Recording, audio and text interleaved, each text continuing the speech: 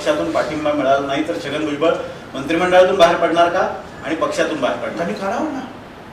म्हणजे तुम्ही उलट का नाही कारवाईची वाढवताय? त्यांनी काढावं, पक्षाने काढावं, आमदारकी रद्द करावी, सरकार म्हणून काढावं. मी माझं काम सोडणार नाही. अतिशय मोठं स्टेटमेंट आहे पक्षाच्या विरोधात किंवा सरकारच्या विरोधात हे स्टेटमेंट म्हणावं लागेल. छगन हे जनतेच्या बाजूचं स्टेटमेंट आहे.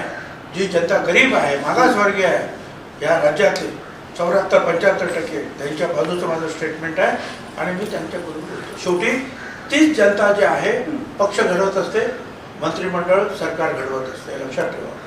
तुम्हाला या सगळ्या ओबीसी लढ्यामध्ये एक ओबीसीचं नेतृत्व सहजपणे आता तुमच्या हाती आलं, सहजपणे तुमच्याकडे आलंय असं काय? आज तुम्हाला काय माहितच नाही. तुम्ही 3-4 दशकांपासून ते मुद्दे मांडताय. 3-4 वर्ष नाही, 35 वर्ष, 3-4 दशकांपासून म्हणतोय मी. दशकापासून.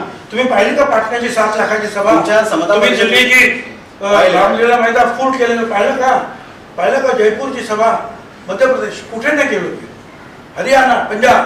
पण पुन्हा हे मी आज नाही बोलत आहे, म्हणजे मला काहीतरी मोठं नेतृत्व पाहिजे, कोणीही नेतृत्व करावं, मी त्याच्या पाठीमागे उभं राहायला तयार आहे. नेतृत्व शेवटी नेतृत्व कशाला हवं असतं? तुम्हाला फार मोठ्या पदावर जाण्यासाठी, त्या पदाचीच मला परवा नाही. मग काय प्रश्न आहे? मग काय प्रश्न?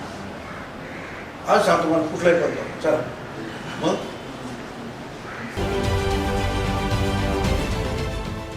देश विदेशातील प्रत्येक घडामोडींचे लाईव्ह अपडेट मिळवण्यासाठी आता साम टीव्हीच्या सर्व सोशल मीडिया प्लॅटफॉर्मला लाईक, फॉलो आणि सबस्क्राईब करा. तसंच सर्व नोटिफिकेशनसाठी बेल आयकॉन प्रेस करायला विसरू नका.